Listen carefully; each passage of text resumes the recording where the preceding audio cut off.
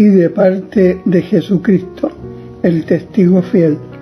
primogénito de los muertos y príncipe de los reyes de la tierra.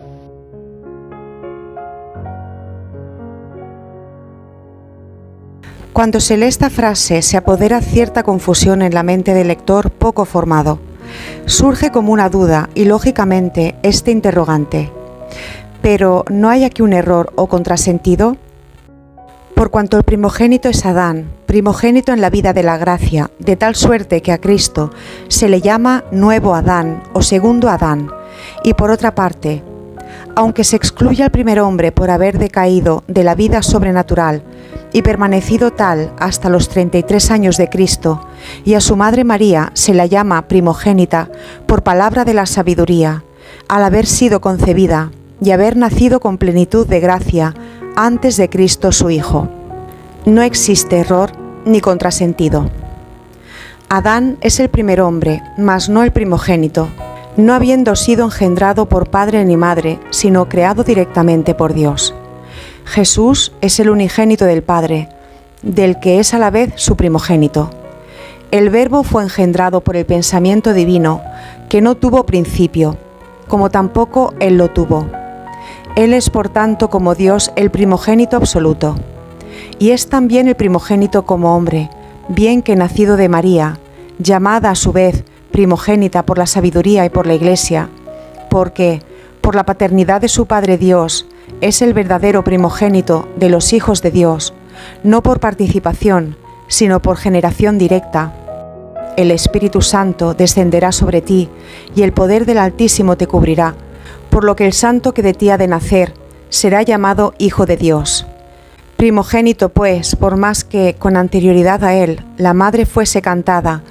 hija primogénita del Altísimo, y la sabiduría de la que ella es asiento, diga: el Señor me poseyó desde el principio, desde antes de que hiciese las cosas, desde la eternidad fui fundada. Y aún más, aquel que me creó reposó en mi tabernáculo. Primogénito porque, si santísima es la Madre purísima por singular privilegio, infinitamente santo e infinitamente superior es el Hijo a la Madre por ser Dios. Ella, hija primogénita por elección del Padre que la poseyó, su arca santa desde que su pensamiento la ideó y estableció que por ella viniese la gracia, a devolver la gracia a los hombres, y desde que, habiéndola creado llena de gracia, reposó en ella siempre, antes, durante y después de su maternidad. Verdaderamente, al ser inmaculada, ella estuvo llena de gracia, llena siempre de gracia, habiendo sido fecundada por la gracia, y la gracia encarnada e infinita tomó en ella y de ella carne y sangre de hombre, formándose en su seno virginal, con su sangre por obra exclusivamente de ella y del Espíritu Santo. Él, Hijo primogénito por generación eterna. En él vio el Padre todas las cosas futuras todavía no hechas, tanto las materiales como las espirituales,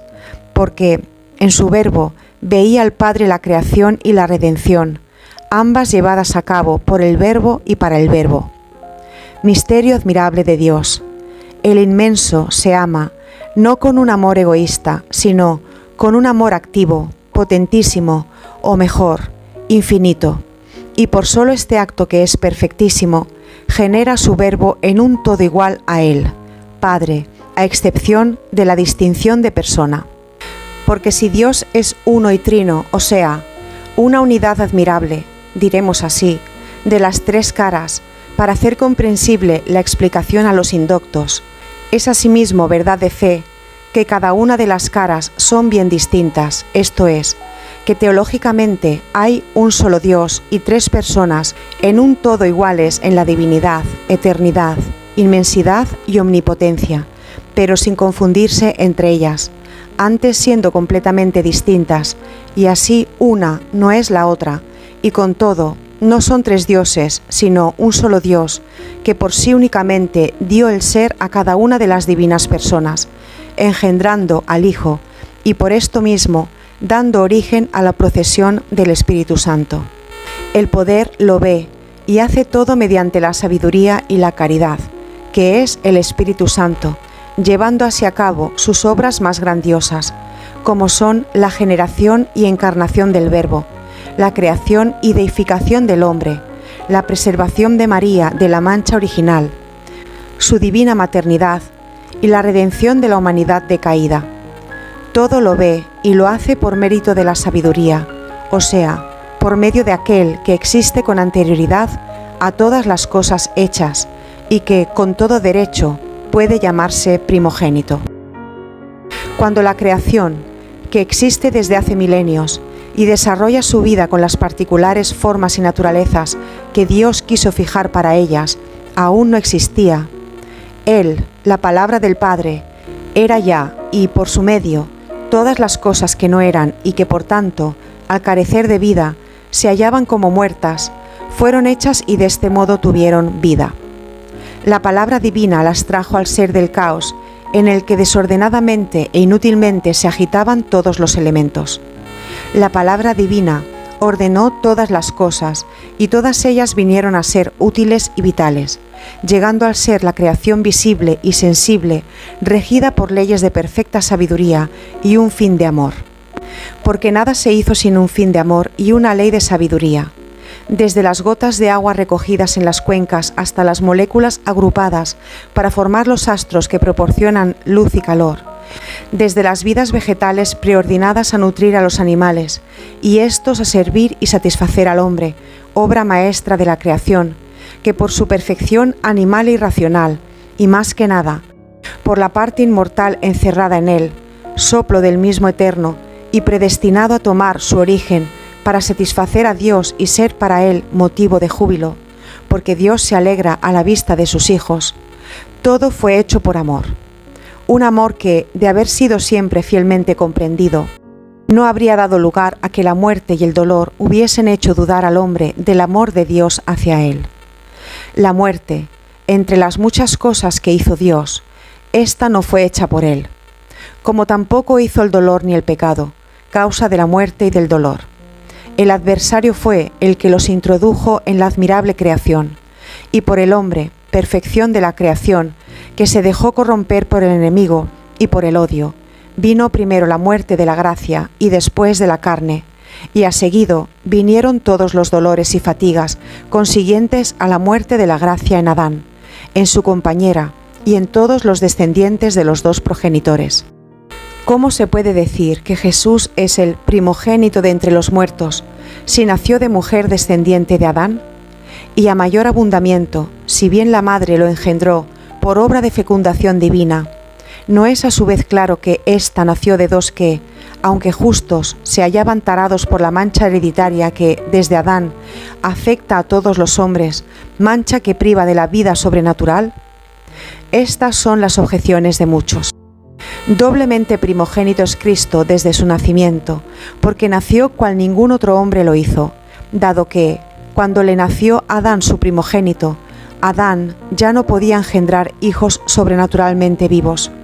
Concebidos estos cuando los progenitores estaban ya corrompidos y sumidos en la triple concupiscencia, nacieron muertos a la vida sobrenatural. Y todos los padres y madres, a partir de Adán y Eva, así procrearon. También Joaquín y Ana, aunque justísimos ambos, así habrían procreado, bien porque se hallaban lesionados por la culpa hereditaria o porque la concepción de María se produjo de un modo sencillamente humano y común.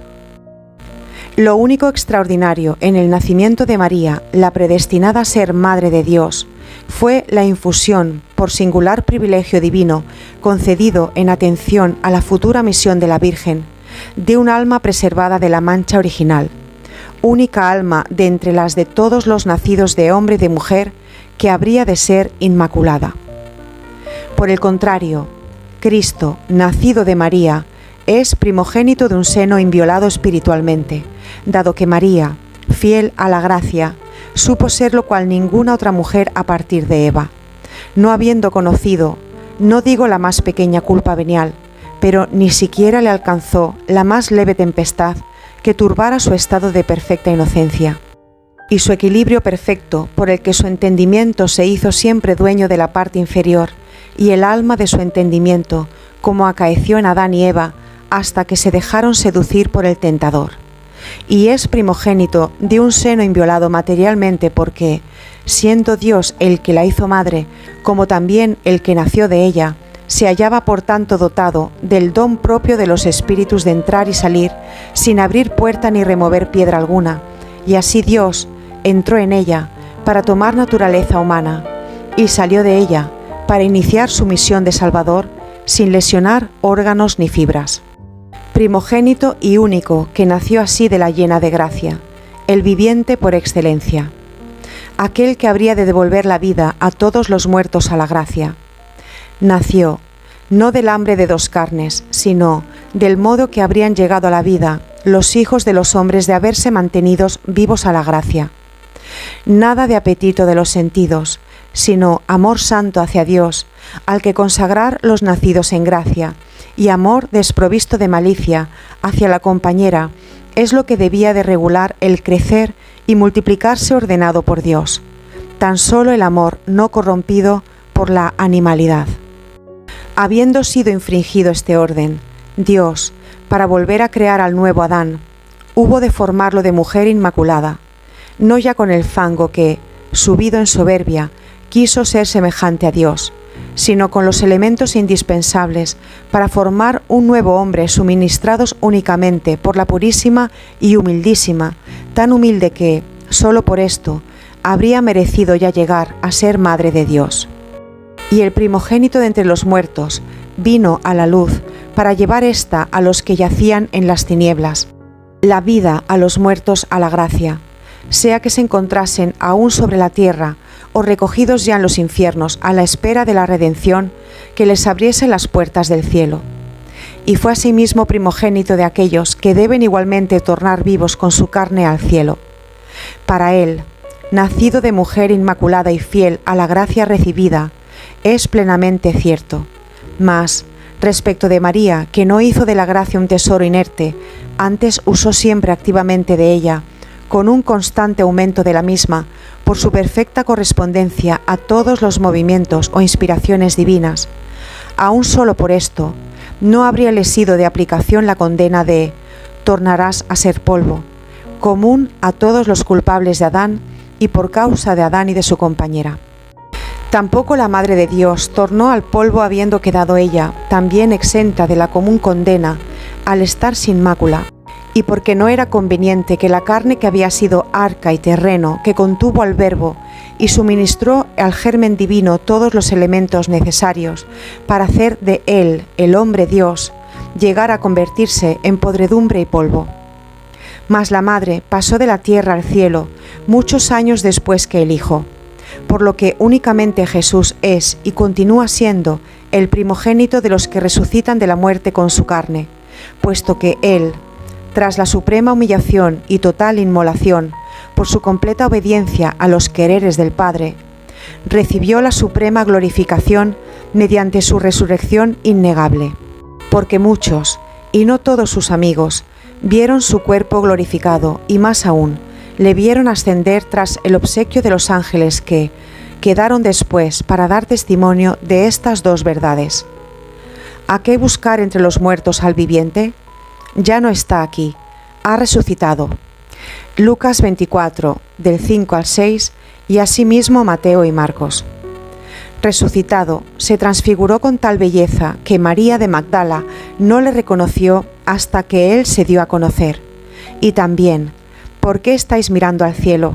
Ese Jesús que os ha sido arrebatado, ha ascendido al cielo, y como ha ascendido, así tornará. Del mismo modo, la palabra de vida, los ángeles que no pueden mentir, la Madre cuya perfección en todo era inferior únicamente a la de Dios, su Padre, su Hijo y su Esposo, los apóstoles que le vieron ascender, Esteban, el primer mártir, y después de él muchos otros, confirmaron que Jesús es el primogénito de entre los muertos por haber sido el primero que, como hombre, entró con su carne en el cielo. Día natal se llama aquel en que un justo sube, con su espíritu liberado de la carne, a formar parte del pueblo de los espíritus bienaventurados. Jesús, en su día natal de hombre santísimo, al ser el inocente perfecto, se posesionó de su morada con todas sus cualidades de hombre Dios, carne, sangre, alma y divinidad. Mas se da una segunda muerte, la del espíritu privado de la gracia. Gran número de justos aguardaban desde hacía siglos y milenios a que la redención, purificándoles de la culpa, les permitiera entrar a formar parte del reino de Dios, en el que tan solo entra el que tiene en sí la vida sobrenatural. Y todavía un número mayor de hombres venidos después de Cristo aguardan a entrar cuando se haya completado la purificación de sus culpas graves o cuando la justicia perfectísima abra los cielos a todos aquellos que vivieron y obraron con caridad y justicia, según la ley de su conciencia, para servir y honrar de este modo al ente cuya existencia presentían, formando así parte del alma de la Iglesia. Es impensable que Dios, caridad perfecta, que creó todas las almas predestinándolas a la gracia, vaya a excluir de su reino a aquellos que, no por propia causa, dejaron de recibir el bautismo. ¿Qué culpa cometieron? ¿Quisieron espontáneamente nacer en lugares no católicos? ¿Son responsables los recién nacidos, muertos al nacer, de no haber sido bautizados? ¿Puede Dios ensañarse con todos estos que no son Iglesia en el sentido estricto de la palabra, sino que lo son por haber recibido el alma de Dios y haber muerto inocentes por morir al nacer, o haber vivido como justos por su natural tendencia a practicar el bien, para honrar así al bien supremo, que todo en ellos y en torno a ellos testimoniaba su existencia? No. Y es cosa que así lo prueba el juicio inexorable y severísimo que Dios dicta contra aquellos que suprimen una vida, siquiera sea embrional o recién llegada a la luz, impidiéndoles recibir el sacramento que borra la culpa original. ¿Y por qué este rigor sino porque durante siglos y milenios las almas de esos inocentes han de estar separadas de Dios en un estado que si no es de pena tampoco es de gozo? ¿Puede pensarse que el Bonísimo, que predestinó a todos los hombres a la gracia, haya de defraudar de la misma a quienes, sin espontánea elección suya, no son católicos? Muchas son en el cielo las moradas de mi Padre, dijo Cristo, cuando ya no exista este mundo, sino que habrá un mundo nuevo, un nuevo cielo, los nuevos tabernáculos de la Jerusalén eterna y toda la creación natural haya recibido su glorificación con la exaltación de los resucitados que fueron justos y la posesión del reino eterno de Dios. Aquellos que estuvieron unidos tan solo al alma de la Iglesia tendrán asimismo su morada en el cielo, ya que únicamente el cielo y el infierno seguirán eternos y no cabe pensar que la caridad condene al suplicio eterno a criaturas que no lo merecen. Jesucristo, una vez que entregó su Espíritu en las manos del Padre, entró lo primero con su Espíritu Santísimo en el reino de la vida, en el puesto de Adán, que debería haber sido el primer hombre que entrara a formar parte del pueblo celeste, y que, por su prevaricación, hubo de esperar milenios a entrar con su Espíritu, y habrá de esperar muchos más milenios hasta entrar con la carne unida al Espíritu. Jesús no. En el instante mismo en que, con un gran grito, entregó el Espíritu, su alma justísima, que por la infinita caridad de su naturaleza de hombre Dios, habíase cargado con todas las culpas pasadas, presentes y futuras de la humanidad, si bien no con la culpa que priva de la gracia, que es vida del Espíritu, y habíase cargado con ellas, para consumarlas todas mediante su completa inmolación, fue, al igual de toda alma humana, juzgada por el Padre, el cual, lo mismo que antes de la consumación del sacrificio, trató a aquel que no conoció el pecado como si fuese el mismo pecado. Pablo, 2 Corintios 5:21. Así, una vez que todo quedó cumplido, lo exaltó y le dio un nombre que está sobre todo otro nombre, y tal que, al nombre de Jesús, se ha de doblar toda rodilla en el cielo, en la tierra y en el infierno, y toda lengua confesar que el Señor Jesucristo está en la gloria de Dios Padre. Pablo a los Filipenses 2, del 9 al 11. Y una vez que su alma de hombre fue juzgada,